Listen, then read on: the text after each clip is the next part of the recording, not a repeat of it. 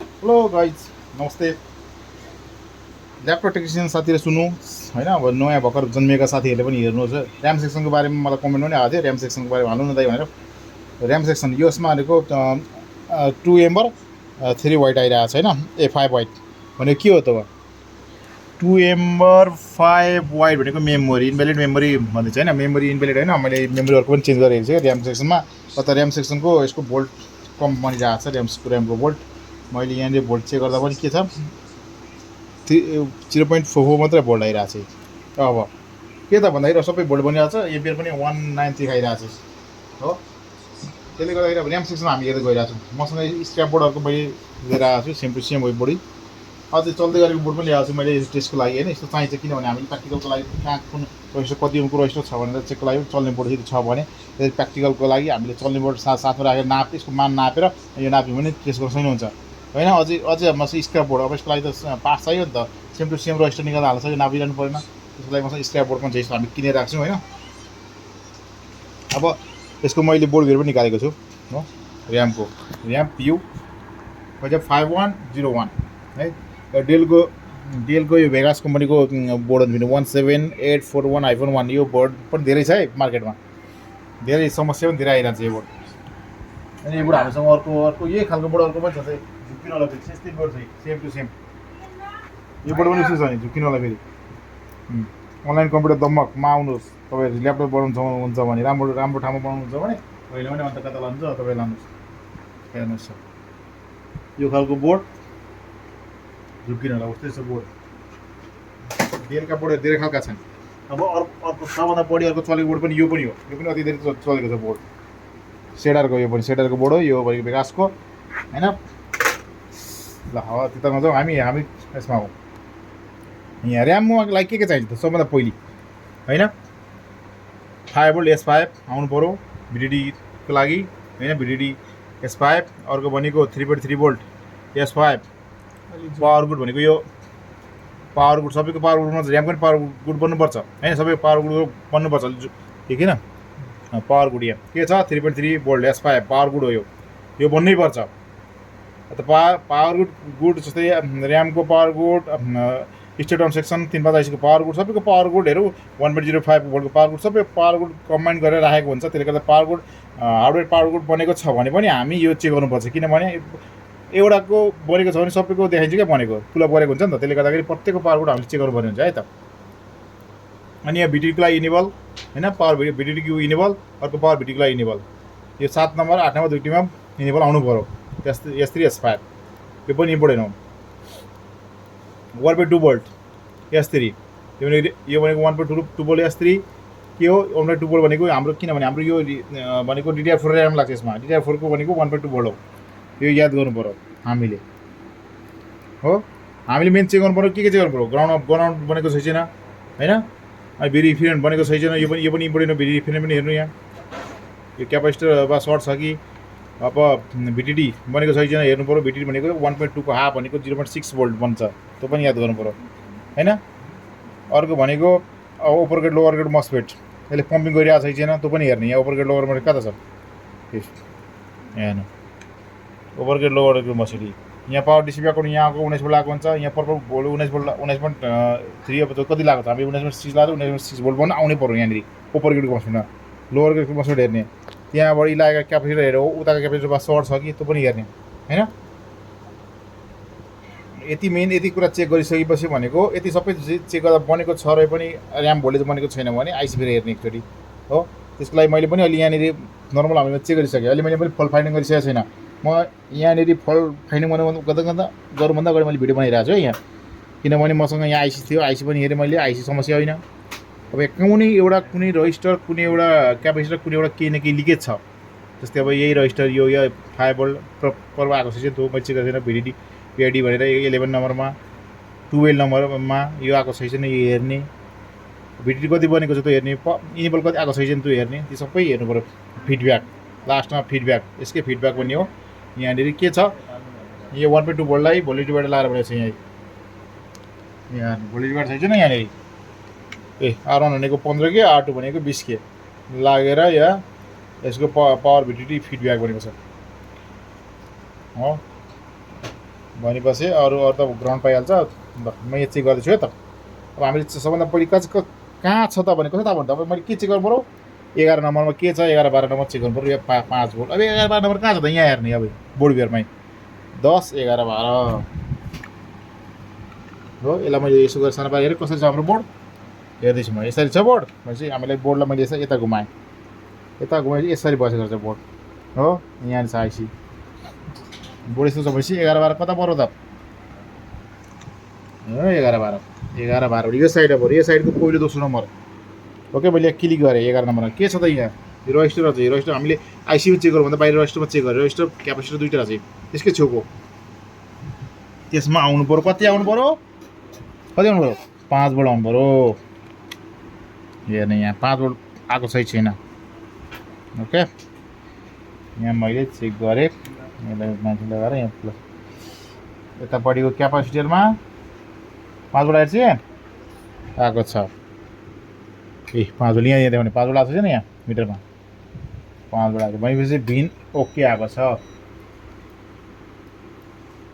अब S5 S3 enable आएको छैन त, त्यो हेरौँ। S5 पहिले S5 हेरौँ। S5 के को लागि आएको त, VDD क्यू को लागि आएको।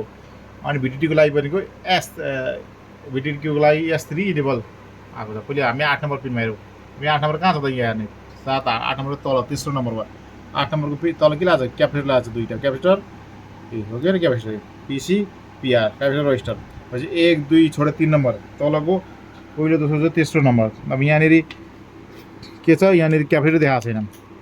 सिम्बल छ नि त 1 2 3 नम्बर हेरौँ। 3.3 आइरहेछ भनेपछि VDD क्यू को लागि इनेबल पनि आइरहेछ भनेपछि 8 नम्बर पनि आइसक्यो। 7 नम्बर भने S3 7 नम्बर। यहाँ 7 नम्बर क्लिक गर्ने कहाँ छ, यहाँ क्लिक गर्दा कहाँ छ, यो त छेउको सबभन्दा सुरुको रजिस्टर। सबभन्दा सुरुको रजिस्टर 7 नम्बर छ। VDD को लागि इनेबल चिल्लै सबभन्दा सुरुको यहाँ हो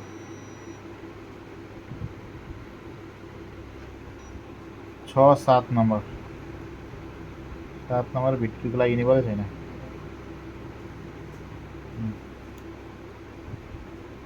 7 नम्बरमा इनेबल छैन। अब लो चाहिँ यहाँ छ 7 नम्बर इनेबल भनेको रहेछ है त। बन्दै गइरहेको छ कि। अब DSO चेक गरौँ हैन। DSO ले चेक गरौँ हामीले 1x मा लाउने हो हैन। 1x छ 1x। DSO ले मैले चेक गरेँ 7 नम्बर पिनमा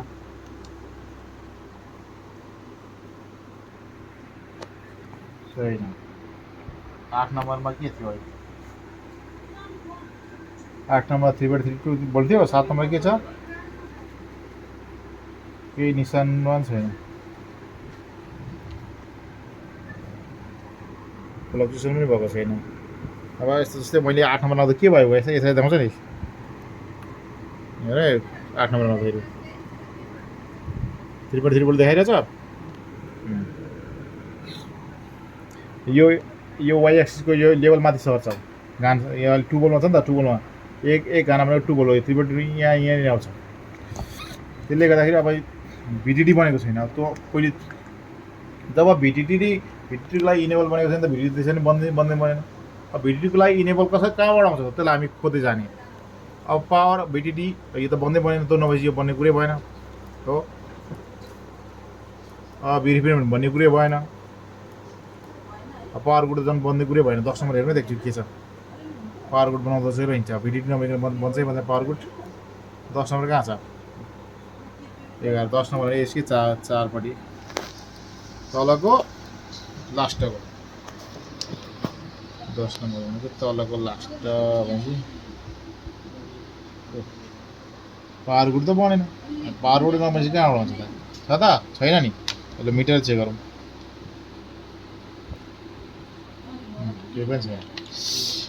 अब यसको ब्याग कतै अन्त मेकानिकले हेर्दाखेरि कतै क्यापेसिटर रजिस्टर उडाएको छ कि छैन भने म यहाँ चेक गर्दैछु। क्यापेसिटर छ छैन, यहाँ पनि छ छैन भनेपछि उडाएको छैन। अझै चल्ने बोर्डै हेरौँ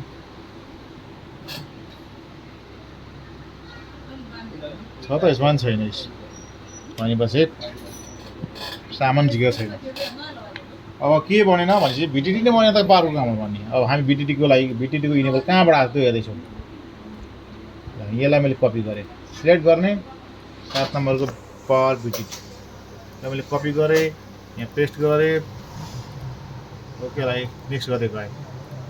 यहाँ के छ डिवाई आएको छ, सिधै रजिस्टर 00 आर रजिस्टर लागेको छ। हेरौँ है यहाँनिर कहानी दोचा यो रजिस्टर आएको छ एसएमपिजिसी भनेर, यस आयो आयोबाट आएको छ, एसएलपी आएको छ, एसएलपी आएको छ। कतिखेर एसएलपी आउँछ, आयोले कतिखेर दिन्छ, आयो जब फुलफिल भएपछि त्यसपछि एसएलपी एसएलपी फाल्दिउँ। अब हेरौँ यहाँ त डिवाई छ, अब एसएलपी आएको हो कि एसएमपिजिसी सेन्ट्रल के हो आरबाट आएको हो त। जस्तै अब यो रजिस्टर यो माथिको त डिवाई छ होइन, मैले अब यही रजिस्टरलाई चेक गरेँ, यो रजिस्टर मैले यसलाई मैले कपी गरेर कपी दिनै मान्दैन त।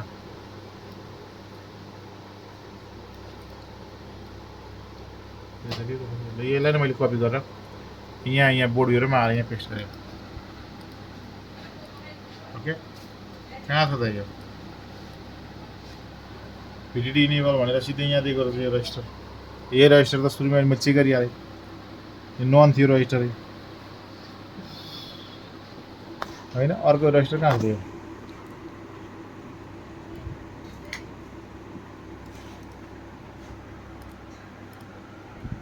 अर्को रजिस्टर सेकेन्डमा रहेछ, यहाँ पहिलो छोडे दोस्रो, यो पनि छैन 3.3। यही रजिस्टर पुलबाट तामेको रहेछ त फेरि।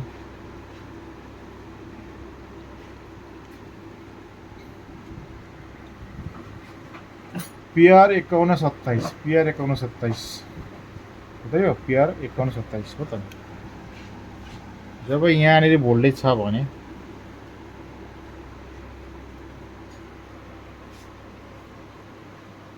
यहाँ भोल्टेज छ नि भिडियोको लागि इनेबल किन गरेन त।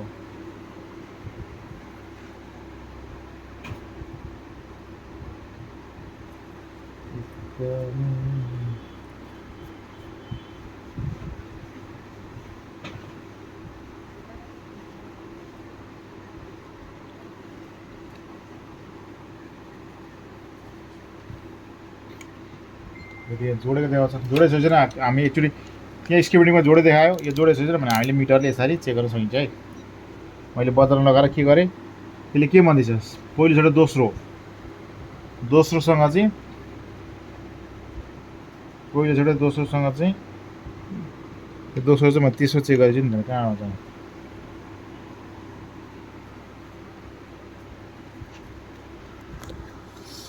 दोस्रोमा त। अनि दोस्रो भनेको त यो हो नि त, यसको यतापट्टि के छ त भने यो छसँग छ नि त भिडिडी इनेबलै हो नि त यो त 7 नम्बर, त्यसमा छैन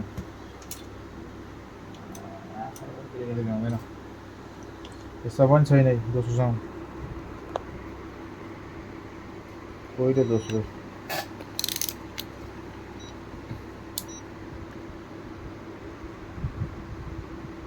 दोस्रो छैन, तेस्रो त छ। तेस्रो त भनेको उसको लागि भिडिडीको लागि आएको, भिडिडीको लागि इनेबल आएको छैन। अब यहाँबाट पनि छैन भने चाहिँ मैले के छ त, यहाँबाट के नाम चेन्ज भयो, यहाँबाट एसएलपी S3 आयोबाट आयो यो, यसलाई मैले यहाँ पेस्ट गरेँ। हेरौँ है त्यहाँ कहानी पेस्ट,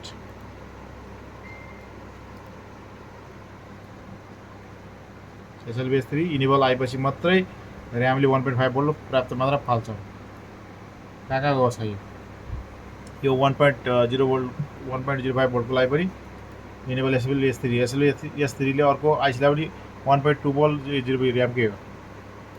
यसरी त्यसले कहाँबाट फाला भन्दा आयोबाट, यो आयो स्काइलेक युएमसी। अझै म सिक्युरिटीको जाउँ न सिधै, कहाँबाट फाला भन्दाखेरि यो के हो, आयो हुनुपर्छ, यो इनपुट आउट आइसी सिपियु रहेछ, सिपियु S3 सिपियुबाट रहेछ, सिपियुले दिएन, किन दिएन किन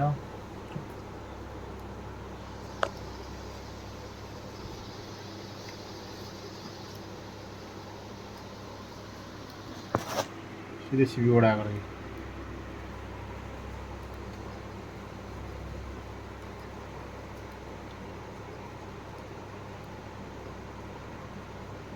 यो डिवाई लेखेको छ भने छोइन आउने हो